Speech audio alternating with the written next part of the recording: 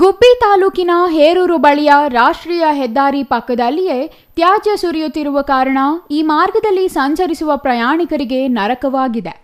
ಈ ಮಾರ್ಗದಲ್ಲಿ ಸಂಚರಿಸುವ ಪ್ರಯಾಣಿಕರು ಮೂಗು ಮುಚ್ಚಿಕೊಂಡು ಹೋಗಬೇಕಿದೆ ಎಂದು ಸಿಟಿವಿ ಮಾಡಿದ್ದ ಸುದ್ದಿಯಿಂದಾಗಿ ಎಚ್ಚೆತ್ತುಕೊಂಡಿರುವ ಅಧಿಕಾರಿಗಳು ಅಲ್ಲಿನ ತ್ಯಾಜ್ಯವನ್ನು ಜೆಸಿಬಿ ಮೂಲಕ ತೆರವುಗೊಳಿಸಿದ್ದಾರೆ.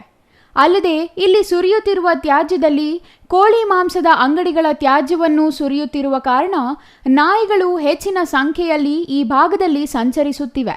ಇವು ರಸ್ತೆಯ ಮೇಲೂ ಓಡಾಡುತ್ತಿರುವ ಪರಿಣಾಮ ಬೈಕ್ ಪ್ರಯಾಣಿಕರು ಜೀವ ಕೈಯಲ್ಲಿ ಹಿಡಿದು ಸಂಚರಿಸಬೇಕಾದ ಸ್ಥಿತಿ ನಿರ್ಮಾಣವಾಗಿದೆ.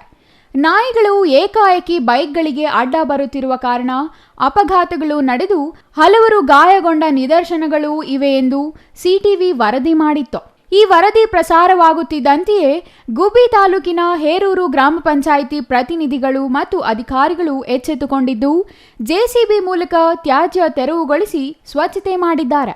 ಅಲ್ಲದೆ ಮತ್ತೆ ಅಲ್ಲಿ ಕಸ ಹಾಕದಂತೆ ಎಚ್ಚರಿಕೆಯನ್ನು ನೀಡಲಾಗಿದ್ದು ಮುಂದಿನ ದಿನಗಳಲ್ಲಿ ಮತ್ತೆ ತ್ಯಾಜ್ಯ ಹಾಕುವವರ ವಿರುದ್ಧ ಕ್ರಮ ಕೈಗೊಳ್ಳಲಾಗುವುದಾಗಿ ಸೂಚನೆ ನೀಡಿದ್ದಾರೆ.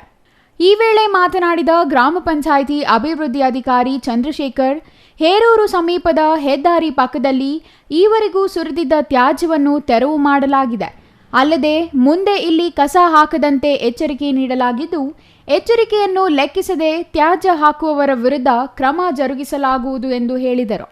ಜೊತೆಗೆ ಈ ಜಾಗದಲ್ಲಿ ಸಿಸಿ ಕ್ಯಾಮೆರಾಗಳನ್ನು ಅಳವಡಿಸಿ ತ್ಯಾಜ್ಯ ಸುರಿಯುವವರು ಯಾರು ಎಂಬುದನ್ನು ಪರಿಶೀಲನೆ ಮಾಡಿ ಕಠಿಣ ಕ್ರಮ ಕೈಗೊಳ್ಳುವುದಾಗಿ ಹೇರೂರು ಗ್ರಾಮ ಪಂಚಾಯಿತಿ ಅಧ್ಯಕ್ಷೆ ರಾಧಾಮಣಿ ತಿಳಿಸಿದರು.